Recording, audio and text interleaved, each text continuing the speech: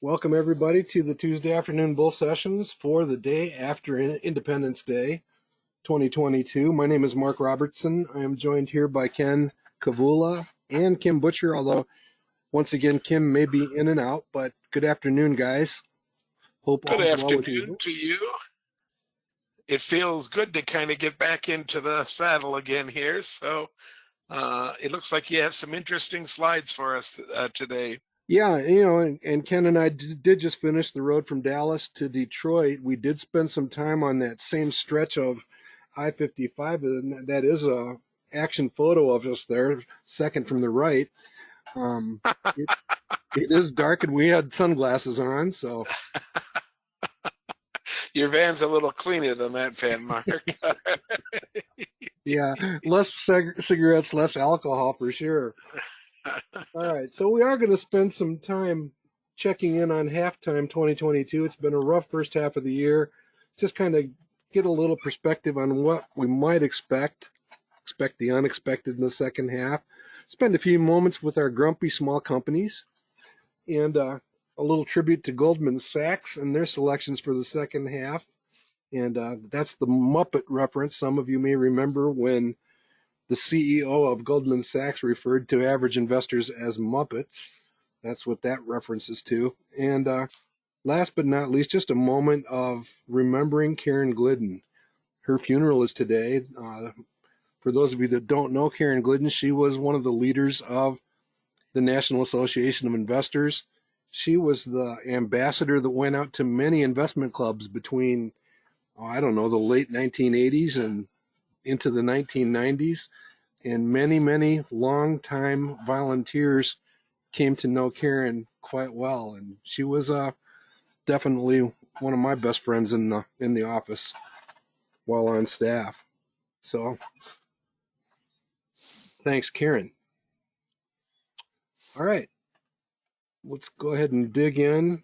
Standard disclaimer, especially for those of you who might be new to this session or listening to it via YouTube for the first time. No investment recommendation is intended. We operate under the educational exemptions. This is a demonstration. We are attempting to illustrate methods and techniques adopted by the modern investment club movement as interpreted by those of us at Manifest Investing. So you're going to hear opinions. Please do your own homework before you make any investment decision. If we hold something in a portfolio, we'll try to remember to disclose that. The roundtable is a few weeks away, but it is our birthday celebration that will complete our 12th year, and that will be the last Tuesday of July at 8:30 Eastern Time, and it will be something of a birthday celebration. We currently hover at about 16% for an annualized rate of return for the roundtable, and if you'd like to be added to our reminder list and get an email from us, I think we came away with several emails from Dallas. Please send an email to nkavula1@comcast.net. If you have any questions or follow-up topics, that type of stuff, our two email addresses are down at the bottom of the page there, markr@manifestinvesting.com. I am getting pretty caught up on those. I will be caught up here within the next day or so. It's kind of exciting. kavula1@comcast.net will get you Ken, and you can harass him at your convenience. Right. It's not harassment. It's enjoyable almost all the time. It is. I sent you a couple of the ones that I've gotten, Ken, and since Dallas, and they were quite rewarding. All right, so again, closing out the first half of the year as June 30th passed. It was a tough first half, kind of a slide that we've been in, and that's a picture of Mr. Barkley, the mound of rebound or some type of nickname there, but he's notorious for telling it like it is, and I think he would just simply say that the market stinks for the first 6 months of this year. So let's go ahead and look at it in detail on our traditional chart.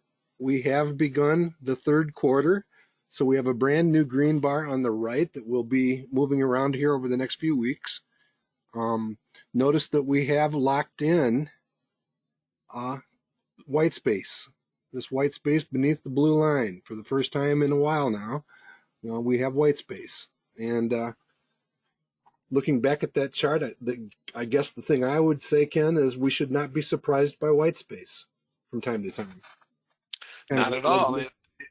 It happens pretty regularly, and what's really nice is that extended white space, big long white bars, don't occur for usually more than 3, 4, 5 months. I'm sorry, 3, 4, 5 quarters. yeah, in worst So case.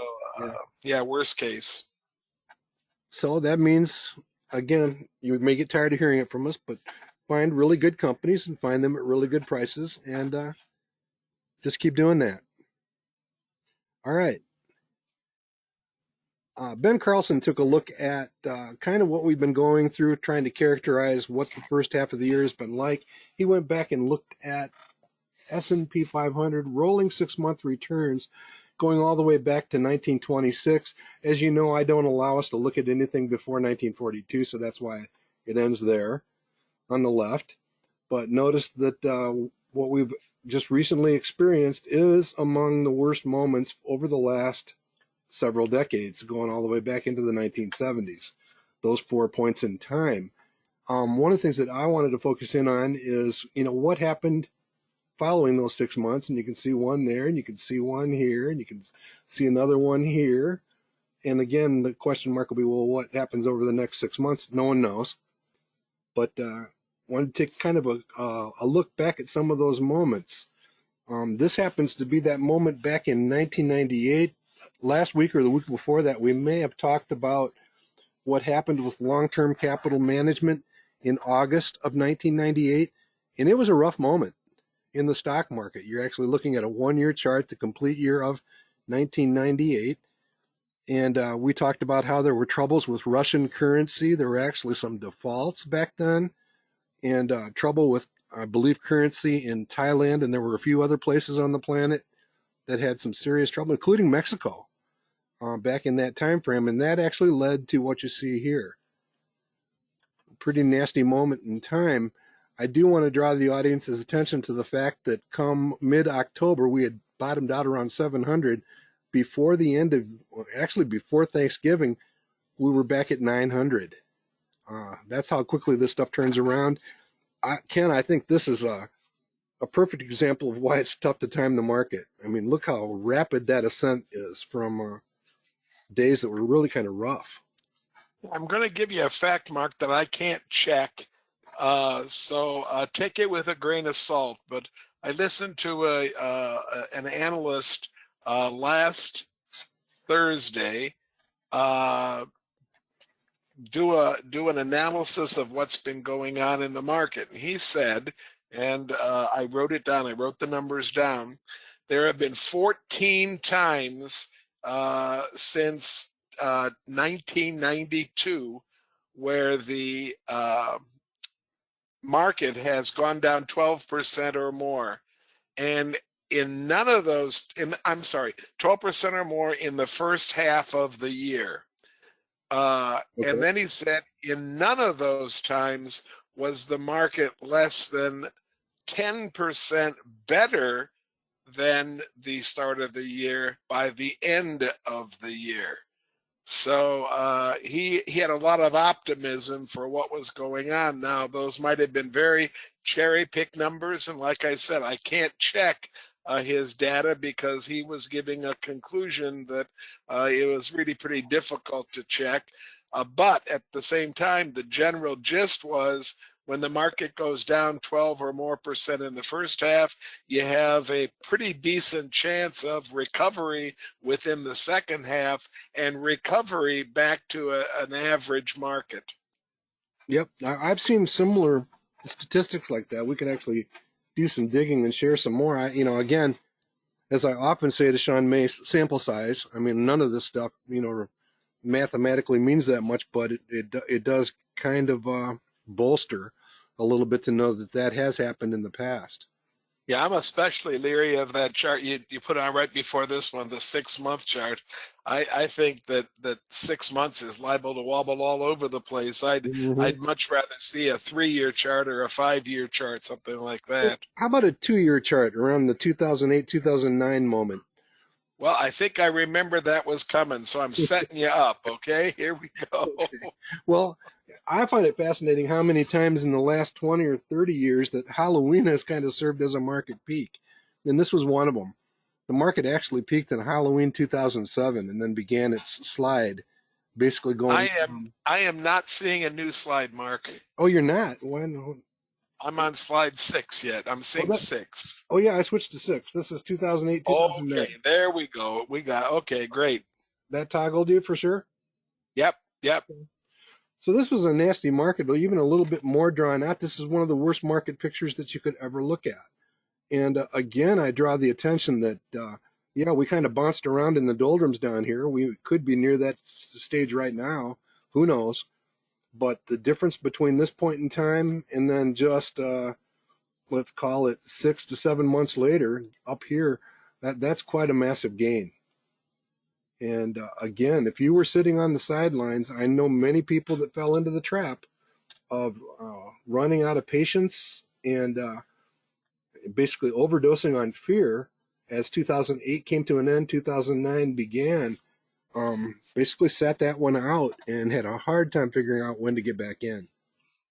So it's just a reality.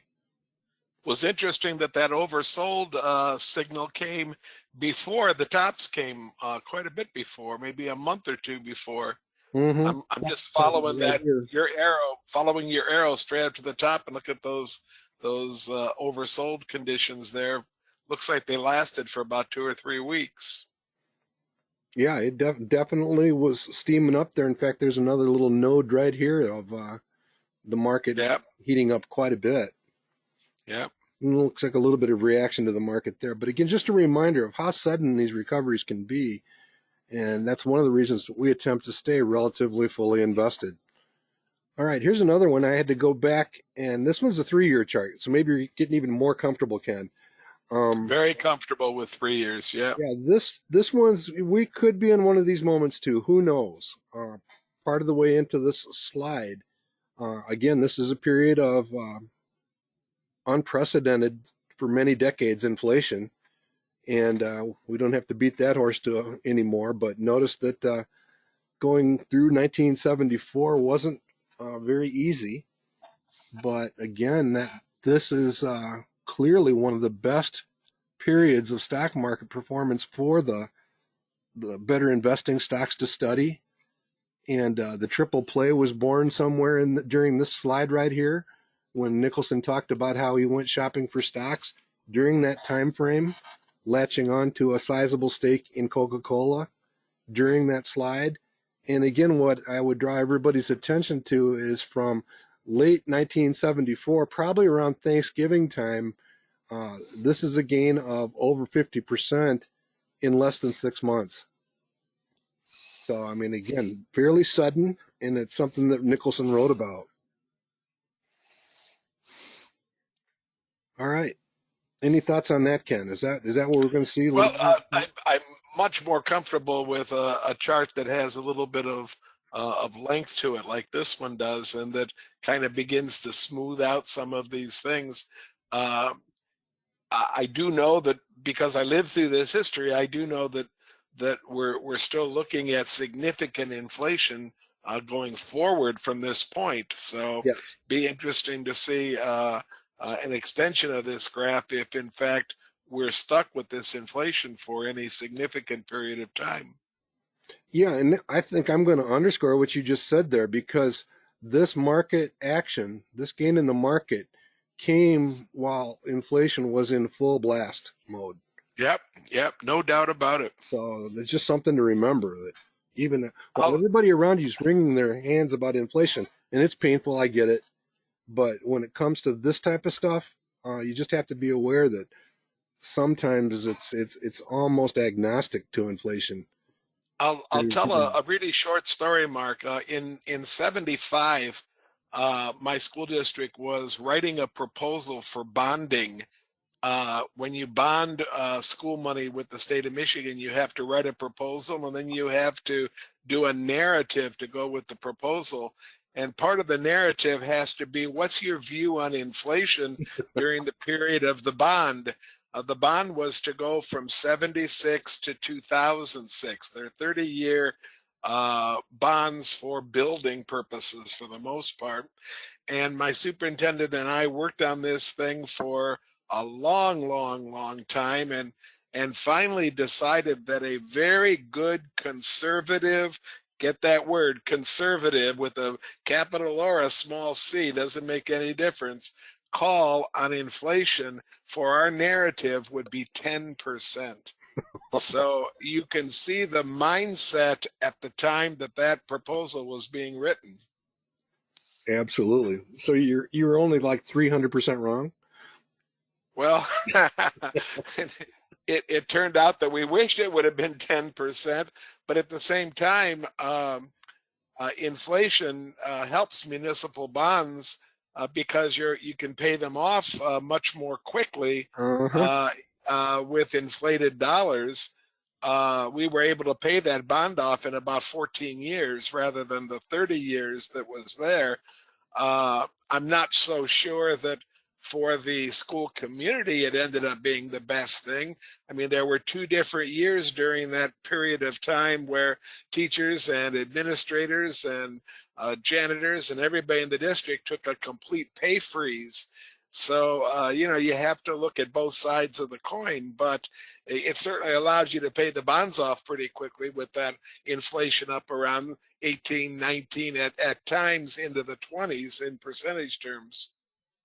All right, we'll move on, but I do have to make an observation here. That is not a cup and handle technical formation. I don't think so, anyhow, with technical analysis. But I think, Ken, you and I have created a Big Dipper formation here. Ursa Major with theme music by Jethro Tull. We're coming back to this. Okay. We have Sandy Cook has her hand up, so I'm going to unmute her. I'm not going to unmute her. Sandy, you'll have to unmute yourself, okay?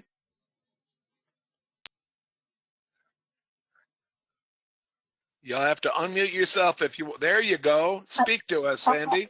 Hey, Sandy. I just had a question. I came in late, so I'm missing part of this, but I do see that the Dow Jones was down to like 852 back in 75. And it had gone down as far as 600 or less, okay, in January of 75. But I also remember that because of the oil crisis and so forth, at like 1982, the Dow Jones was still only around 800. So we had a long period of time between like 73, I think, and 82, where we had a really hard economy.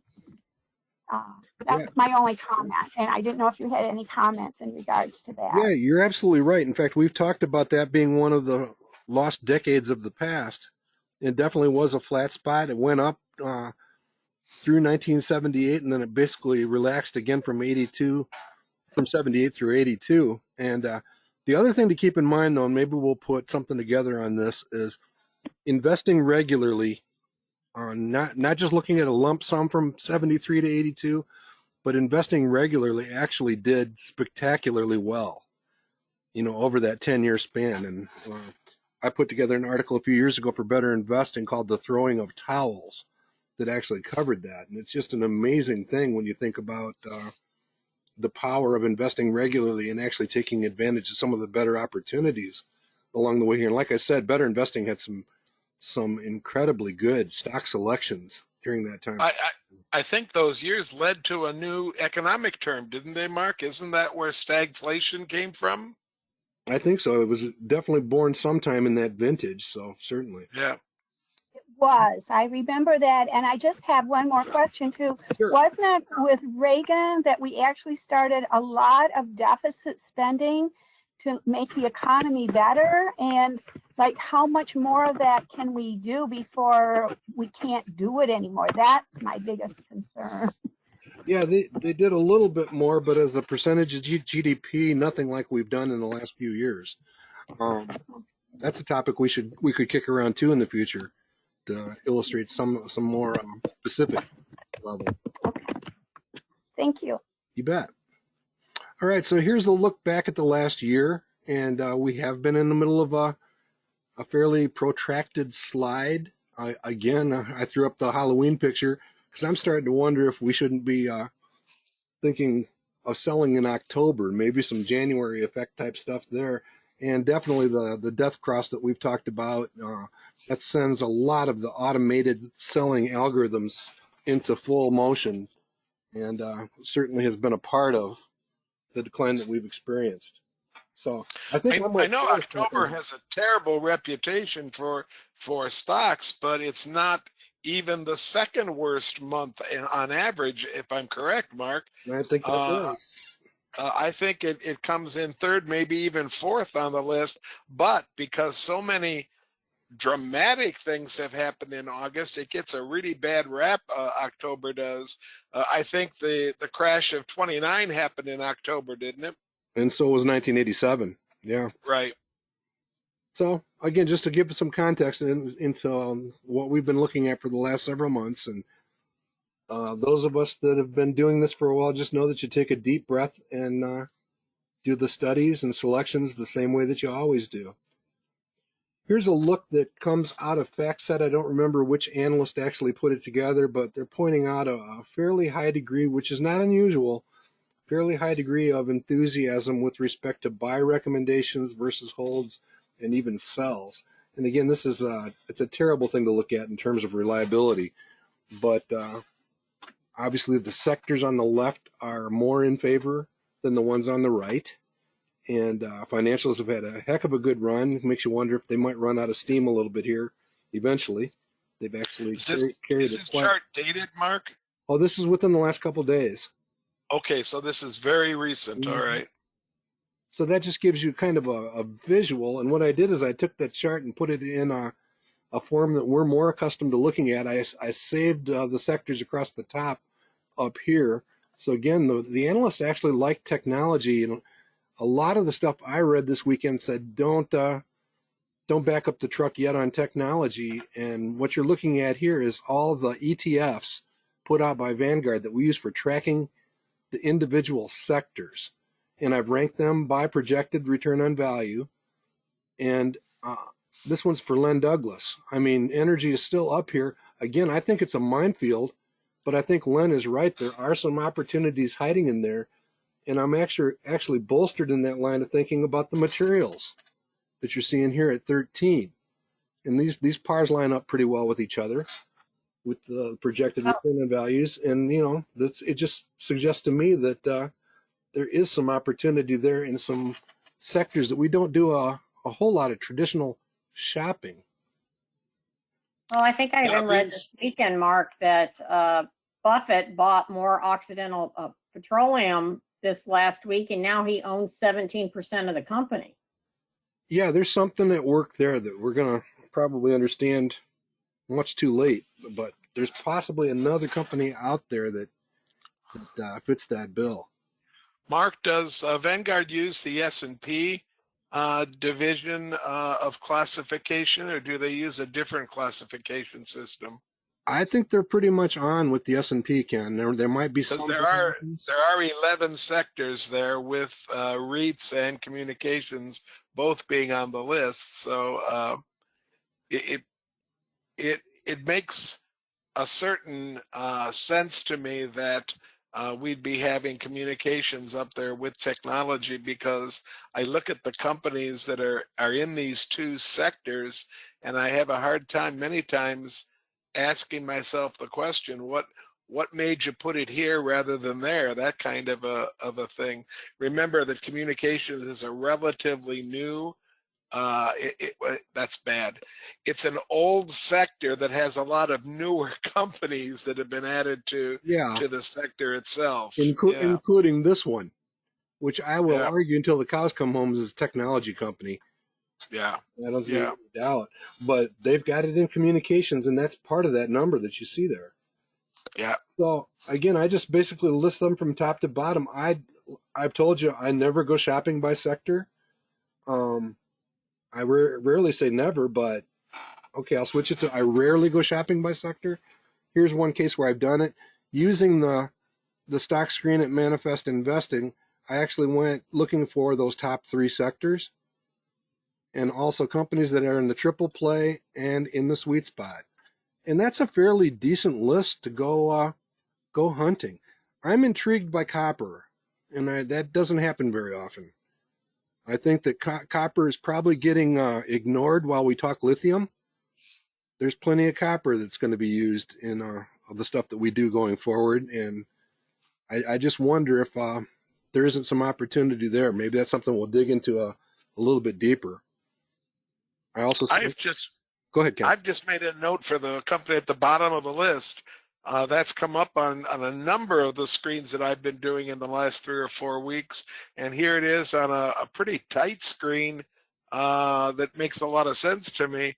I'm gonna look at that company a little bit harder there. I'm really kind of fascinated by what's going on.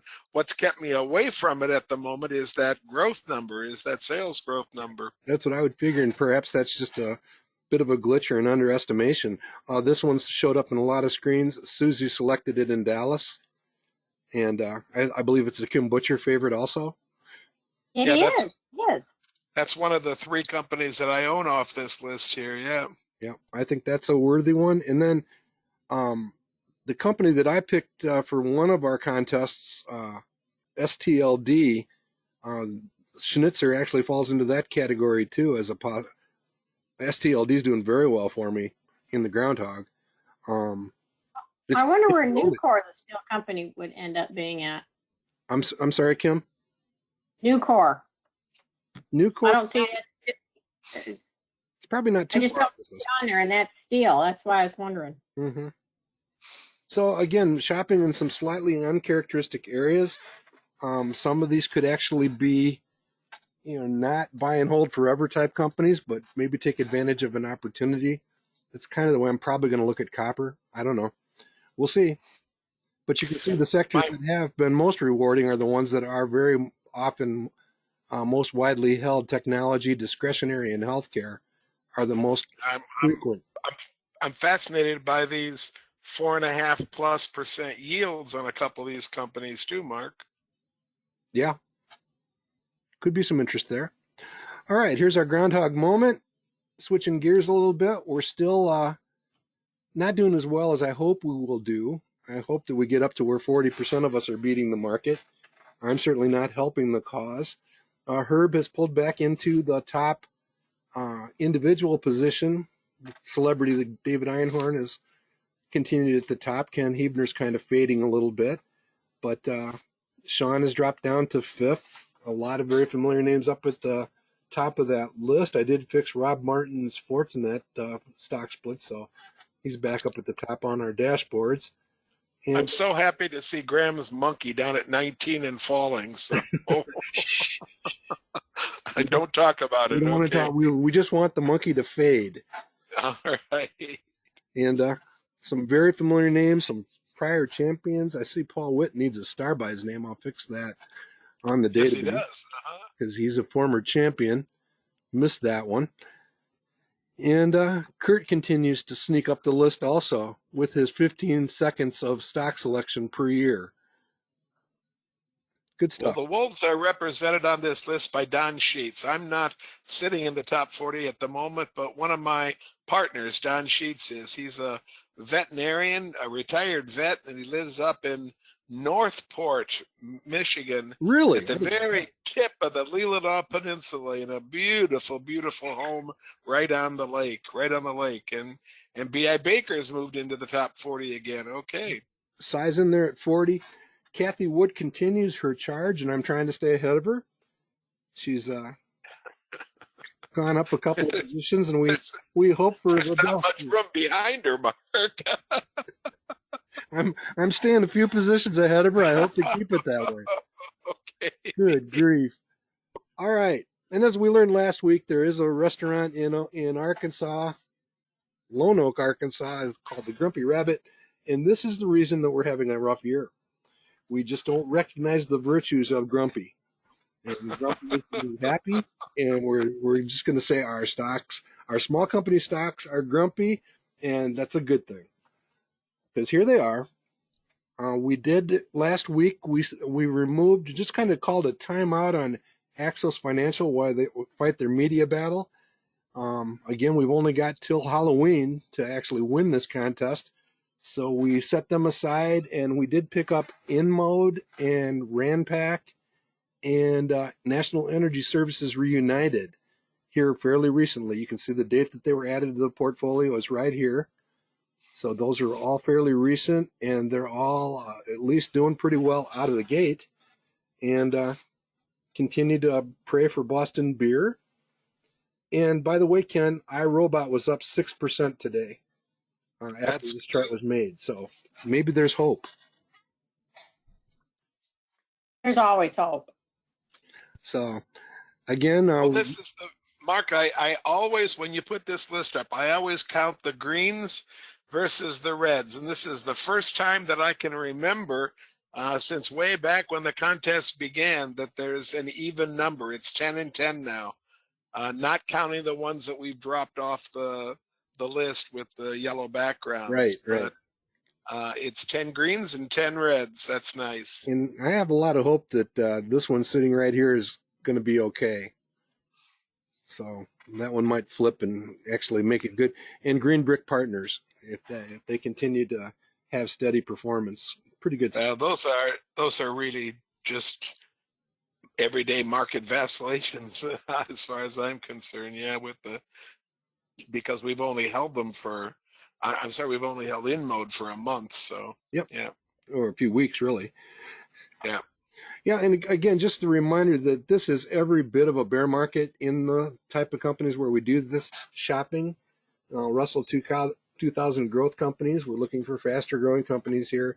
And the traditional and the actively managed version of traditional are actually failing to keep track versus the market. I did have somebody stop me in the hall and say, Mark, you could leave that Wilshire 5000 off the chart and it would be a completely different story. I said, yeah, it'd be a lie because that's what we keep track of. He says, don't you realize that it's not proper to benchmark a bunch of small companies versus the Wilshire 5000? I said, yeah, I know, but we've been doing it wrong for so long. We're just going to keep doing it. No. Well, even the Forbes benchmarks their lists against the S&P 500, which doesn't make very much sense either. So it does set you up for a year like this, though, where some of the larger companies are doing less bad than the small companies, and I'm still hopeful. You may recall that we dropped from like a 79% relative return to a 39% relative return in the last month a couple years ago. So it can be that volatile in this environment going into October. So. Well, I want to know why both of us didn't buy Silicon Motion Technology for ourselves, Mark, Well, I can tell you why, because I used my money on Sharps Compliance and Boston Beer. Okay. And that's the last I want to, we shall not speak of this again. And MKS Instruments, too. That's a roundtable stock. Come on, MKS. All right. Here's a quick commercial. Y-Charts is going to actually hold a webcast with Brian Feraldi and Brian Stoffel, and covering that subject of, this was kind of a favorite subject here a few months ago. They're talking about ignoring PE ratios. We talk about it as de-emphasizing PE ratios, but again, you can actually access it through that link. There's an active link on the Manifest Investing forum, so you can access it there also. But I think this will be a good show, and as a quick reminder, here's their new version of that chart. It's a little busy, but basically talks about how PEs are more useful in a certain part of a company's life cycle, right down the middle there, middle of the second zone and the third stage. And again, for earlier stage, we do think that the projected return on value is better. We think the projected return on value is valid over a wider range of the spectrum. So that's what they'll be talking about. And again, I would urge you to check them out. I'm going to be there. So Mark, that's open to anybody? Go ahead. I was going to say that lecture is open to anybody. You don't have to be a member of Y-Charts. I am 99% sure that it's open to everybody.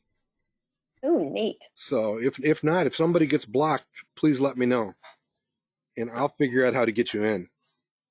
So Mark, this chart right here, I really like this chart.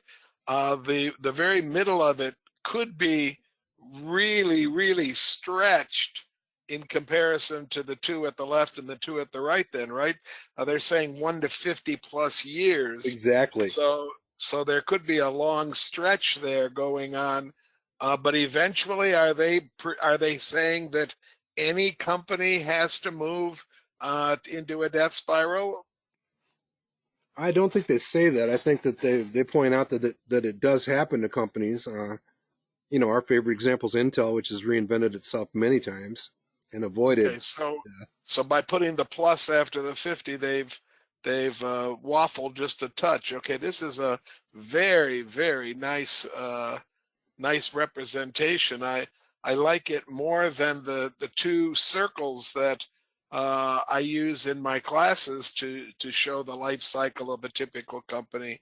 Although they both are saying the same thing, this one is much more appealing, I think. Yeah. Well, you know, Could you go back one slide, Mark, and put a big circle around the middle bullet point down there? Because I think that's the key to any discussion that you have about PE values. yep, definitely. And he covers that. And it's not that he ignores or disrespects PE ratios. He's just pointing out that there are times when they are more appropriate than others. So July 13th would be when I A Wednesday. Yeah, it's a Wednesday. Yeah, I'm still on. My wife will kill me if I listen to something like this. Are you going to record this, Mark? I might. We'll see. Can you possibly do that? Because I've already checked. We already have appointments to get her hair done, and Mom would kill me if I cancel that one. I am 95% sure that I have access to the recording as a Y Charts customer. So yeah, Great. I'm Okay. pretty sure that will be the case. Okay, because I really would like to listen to this, even if they don't say anything else. If they spend 20 minutes discussing that thing you just circled, I want to hear that piece of the discussion, because that's my biggest argument for being very, very careful with PE values. Mm-hmm. All right, pressing on.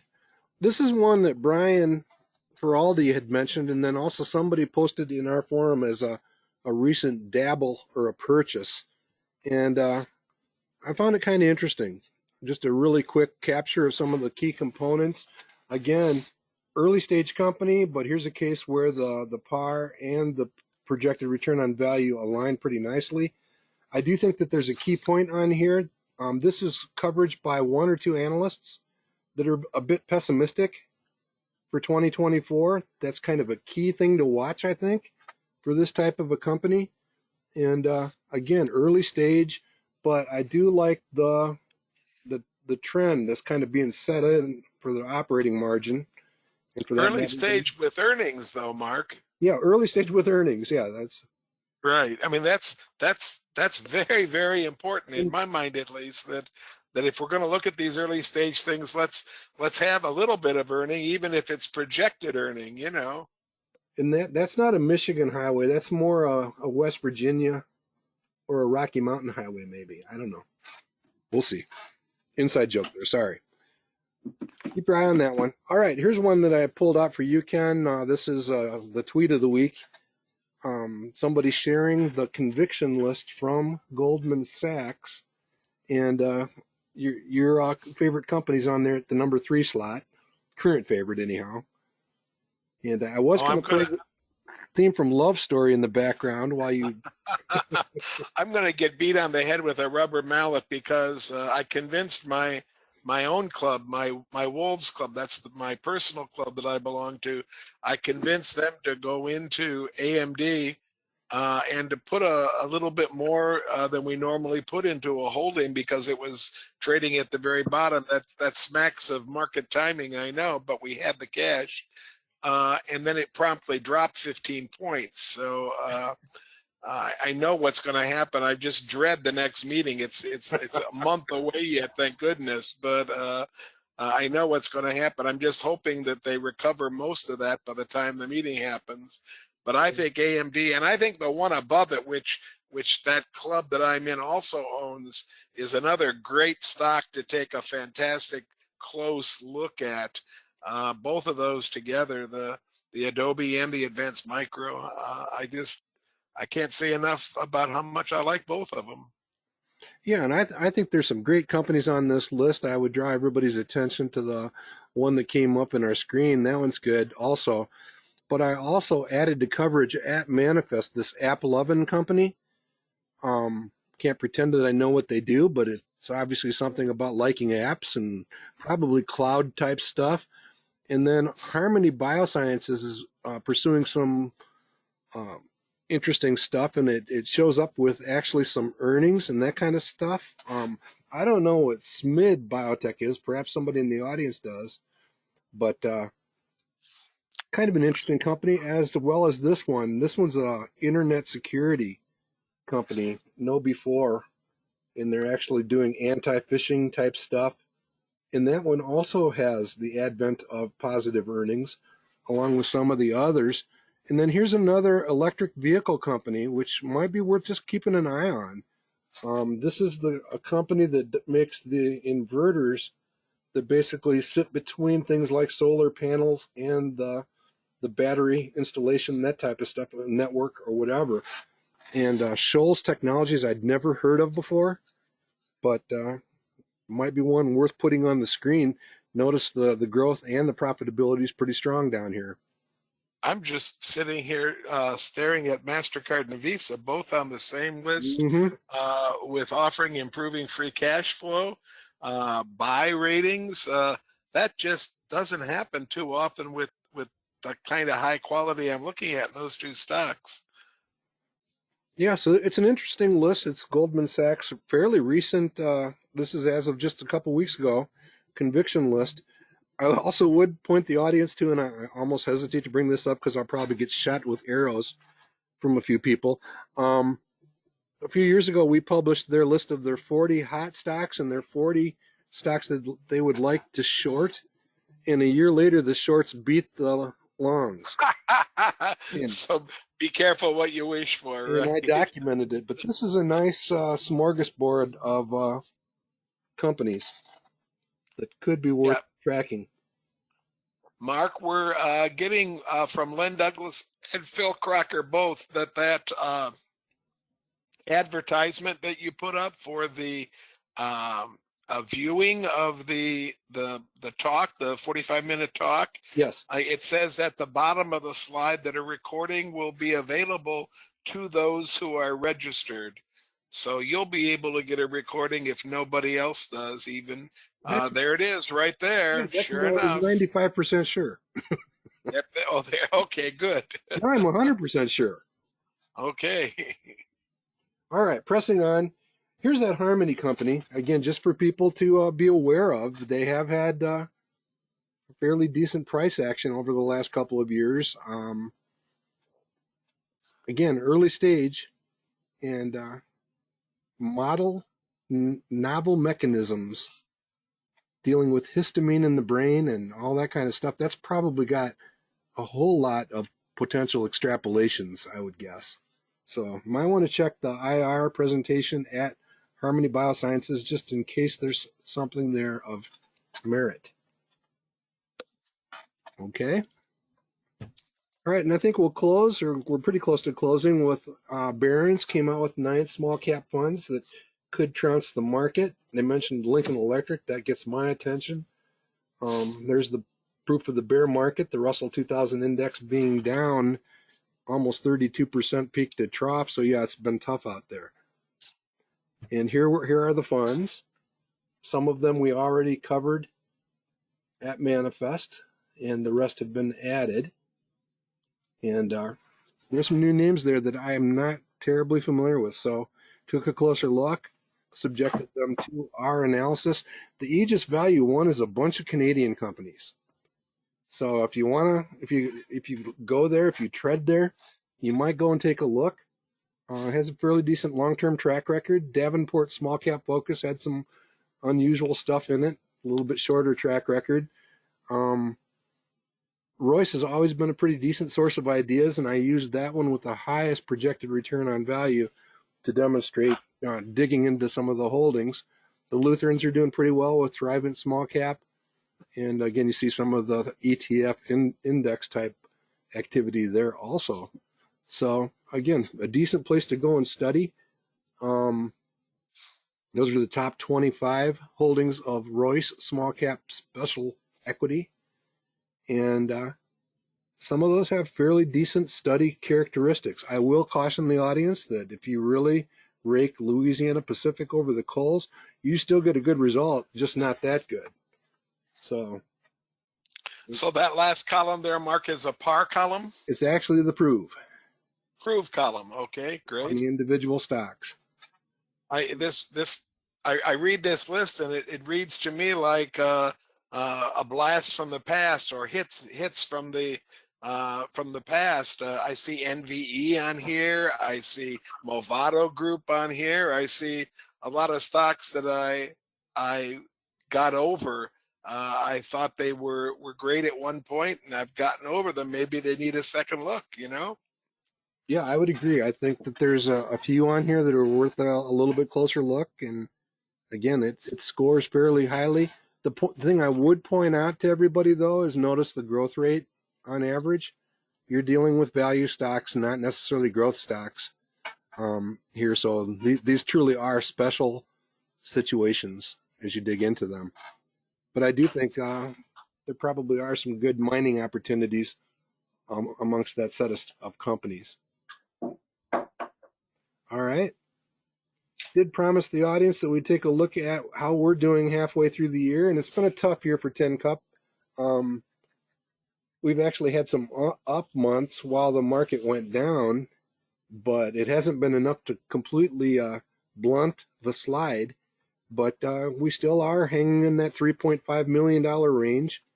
I remember vividly getting ready to switch the scale on the right as we got up to that top point up there, and sure enough, that jinxed it. Thought we were going to need to maybe put a 6 million up here and start aiming higher, and that will come, but not right now. So that's my sister started telling me how much she had lost in dollars, and I said, Nancy, that sounds just terrible. I said, just draw a graph and forget about it, okay? Well, I mean that's a huge chunk of change, but boy, the thing I really like to point out, I remember how painful this was right here, and you can barely even see it now. Just something to keep in mind. Well, and I'd still rather have 3.3 rather than 1.5. Absolutely. So. All right.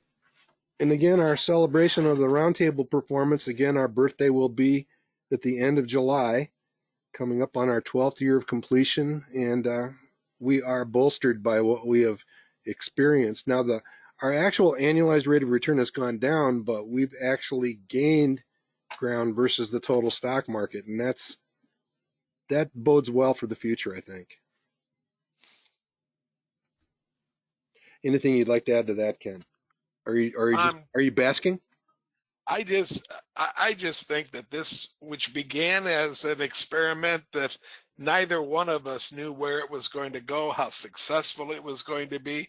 It's just amazing to take the methods from better investing and from manifest investing and use them in ways that can allow us to put together a 12-year portfolio that has these kind of returns. We had no idea we were going to be able to be successful when we started this experiment. Even though we hoped we would be, we had no idea if it would really work out, and it is. It's working out great. Yeah, and the point that I like to make for those of you that may be unfamiliar with this, again, it's a monthly exercise where 4 or sometimes 5 of us will come together and share ideas, and we keep track of how well those ideas do. We do a form of portfolio management, but I will tell you absolutely those ideas are formed in isolation without any teaming up, or you're basically looking at 4 or 5 ideas that are coming at this from different directions, similar type thinking, but different directions. And to see this taking shape, it's just a good thing. All right, one last portfolio to look at before we sign off for the day. I have mentioned this a number of times. Some of you are very familiar with this. I mentioned it during the keynote in Dallas. This portfolio was created between Christmas Day and New Year's Day back in 2006. And it literally was a phone call where a guy called and said, what would you do with $1 million? So, If I Had $1 Million was a song by the Bare Naked Ladies. We named this the Bare Naked Million, and it's had a heck of a run. I believe there are now 12 transactions since selling transactions, switching transactions since 2006. So that's 16 years, 12 total transactions. So that's got a lot of gravity when you're talking to somebody who is dealing with a situation where they're getting a whole lot more activity in their brokerage account. And this was actually well north of 6 million for a while, just a few months ago. But notice that it is up to 5 million now, and actually chugging along pretty well. The whole premise for the whole thing is we put half of it into the Vanguard Growth Fund, and then we selected a bunch of leaders, industry leaders, and they don't change very often.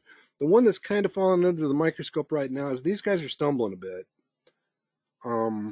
Not sure what to think about them. We may be looking at a 13th transaction right there since the beginning of the fund. But those are some pretty good companies. It's treated people pretty well.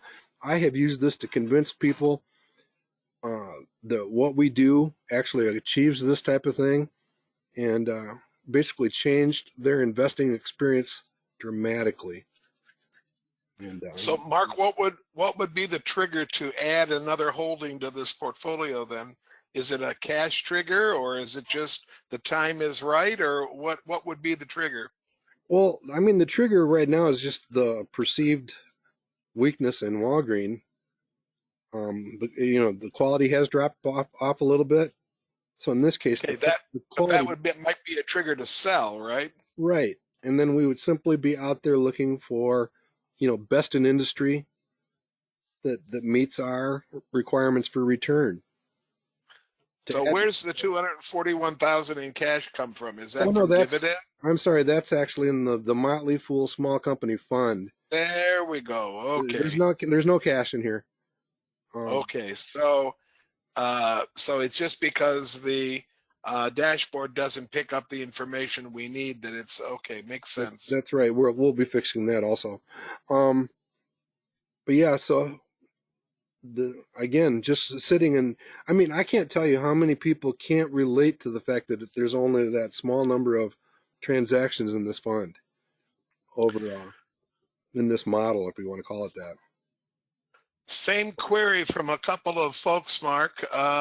Why the direct competitors in the fund, Cognizant and Infosys?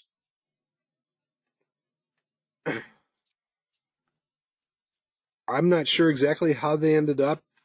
We can probably blame it on Cy Lynch and his absence. Okay. But, right. both of those companies have been quite formidable over the years in their industry. So, yeah, they're both in a very similar, if not the same industry. So, it's a good question. It does only represent, again, if you add them up, the two combined add up to 6.8%. So, and then, are you reinvesting dividends? Is that what's happening, or where does the yield from this portfolio go? Yeah, everything's reinvested into the original selection. So, so whatever Apple spins off buys more shares of Apple then? That's correct. Okay, makes sense. So, good, clean fun. Follow along. I do like to point out that these are Tom O'Hara-esque type returns, 11.5 versus 8.7. That's approximately a 3% advantage to the market over that time frame. And that's what we've seen pretty consistently over time. All right. Karen Glidden moment. That's Karen with the Dolphins, swimming with the dolphins somewhere down in Central America. And on her right are her two children, Jeff Webb and Marsha McCauley. All three of them worked with us at Better Investing, and three of the best people I've ever worked with in my life. So, again, thanks, Karen. All right, and our last photo for the day is another one of those uncomfortable captures by a security camera. Ken and I on the way home from Dallas.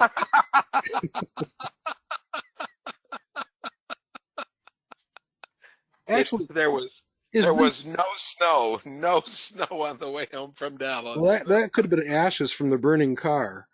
Okay. But absolutely one of the best movie endings of all time, in my opinion. And thanks for jumping in my car and forcing me to drive to Michigan, Ken. That Well, was it was a good time. I don't want to call the 18 hours enjoyable, but I will say it was extremely interesting. And while I'm not sure I want to do it again in the next 3 or 4 months, ask me again in 2 or 3 years and we'll see what we do, Mark. Okay. Yeah, we will probably limit that range to southern Ohio and Pennsylvania and places like that in the near future. Absolutely. Maybe even Des Moines, you know? Des Moines is not out of the realm, that's for sure. All right.